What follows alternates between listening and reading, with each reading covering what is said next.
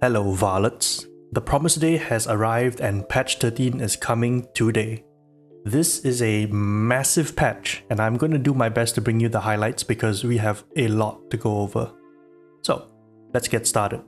Of course, the pièce de résistance of this patch is the overhaul to our talent system, replacing the old 6 columns and 3 row systems with the talent tree. Now, instead of unlocking a new row of feats every 5 levels, you'll be granted 1 talent point for every level, up to 30 points at level 30. Spending and removing points is free, so feel free to experiment all you like. Every class will start with a baseline combat ability, blitz and aura, most of which is what we had originally. Since there will be lots of options and combinations to build our characters, certain feats have taken a reduction in their baseline effectiveness. For vets, Volifier no longer designates elites and specials as baseline. You instead need to upgrade it to include this feature further down the tree.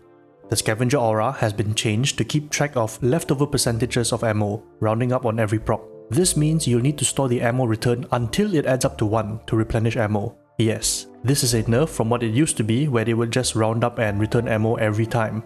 For Psykers, Psykinetics Wrath baseline Paraquel has been reduced. We can increase this further down the tree. Brainburst damage has also been lowered, but we can increase the damage as well. And finally, Kinetic Presence, which is our original aura, has been replaced with the Quickening, which reduces ability cooldowns for you and your allies in coherency. Kinetic Presence itself is still available as an upgrade in the tree. Information on our new talent trees can be found in-game once the patch lands, but there's already multiple sources covering the talents which we have on YouTube and Reddit as well. Next up, we have some enemy balancing.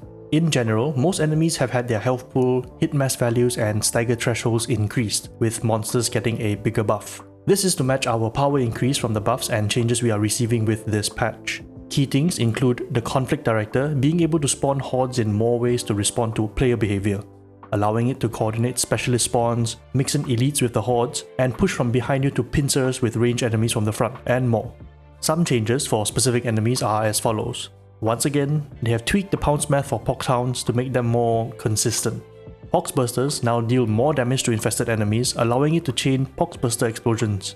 Bomber Grenade Stun has been reduced by 50%, and they've increased the corruption from getting eaten by a Beast of Nurgle.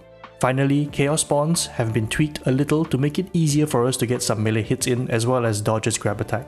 Moving on, we have a gigantic section for both weapon and blessing balancing. There is no way I'm gonna go over all of them because by the looks of things, practically everything seems to have been touched in one way or another. I'll bring up some of the more interesting changes and popular things that you Varlets have been asking for. First, all weapons now have weak spots as their sweep zone priority. This change alone is huge because now you won't be in a situation where you clearly hit an enemy in the head but the game decided to register it as a body shot. For weapon specific changes, the Korok MK4 Cleaver, that's the stabby one, has had its moveset changed to include faster stab chains and sweeping light attacks as well as a switched up heavy chain to feel smoother to use. They've also changed up the stab profiles for all cleavers to be better at dealing with flak, carapace and maniac armor types.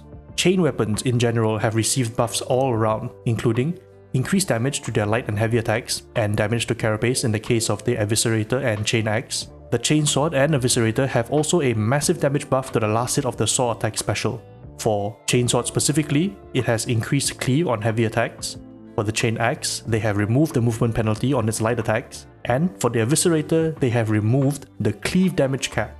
The Latrine Shovel has also received a pretty substantial buff. It can now damage enemies beyond 3 targets on its light and heavy attacks, and has also received increased heavy power and damage versus maniacs. This, in addition to the weak spot sweep zone changes, makes it one of the most powerful generalist weapons now, and I can't wait to mess around with it more. Thunder Hammers have gotten some improvement as well, which largely revolves around increasing their cleave potential. I hear that the Crucis Thunder Hammer is now a pretty strong beast with these changes. The Void Strike Staff has received a major upgrade that sees its damage, cleave, explosive power, and finesse multiplier increased all around, and normalized damage to everything with a slight exception to Carapace.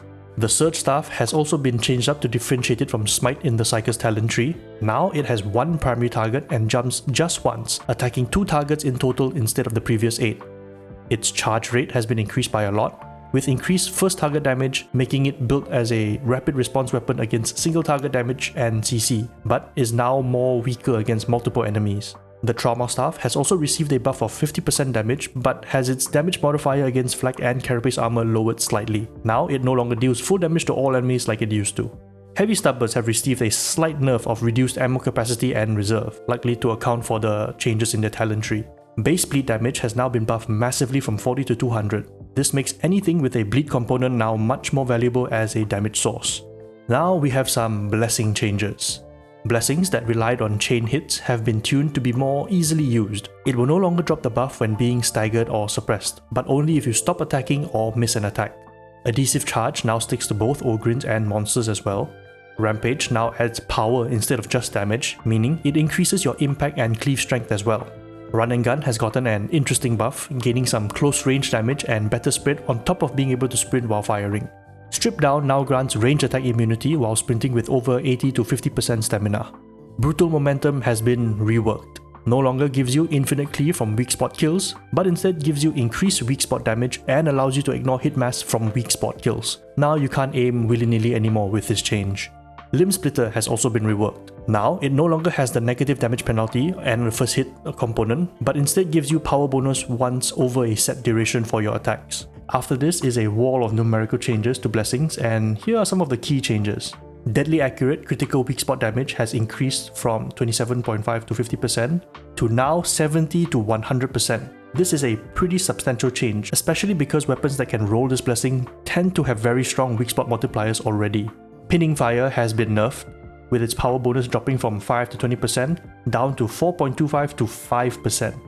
This is a huge hit to the blessing, which was probably expected given how easy it was to trigger the bonus. Bloodletter has had its bleed stacks increase from 10 to 16, up from 8 to 14, and given how much stronger bleed damage is now, this is definitely a blessing you'll want to look out for. Slaughterer has also been nerfed. Its power bonus has decreased from 7.5 to 15% to now 5 to 8%, but its duration has increased to allow for better uptime. This is also expected, and I've covered the reasoning for it as well in my Blessing Overhaul video. Uncanny Strike has its rending bonus buffed to do more with less stacks and last longer. Flesh Terror has also had its bleed stacks increased. Warp Flurry has taken a hit. The charge time bonus has dropped from -4 to 10% per stack to -5.5 to 8% per stack, and its total stacks have dropped from 5 to 3. Deflector has been buffed substantially, increasing its block cost reduction up to 30%.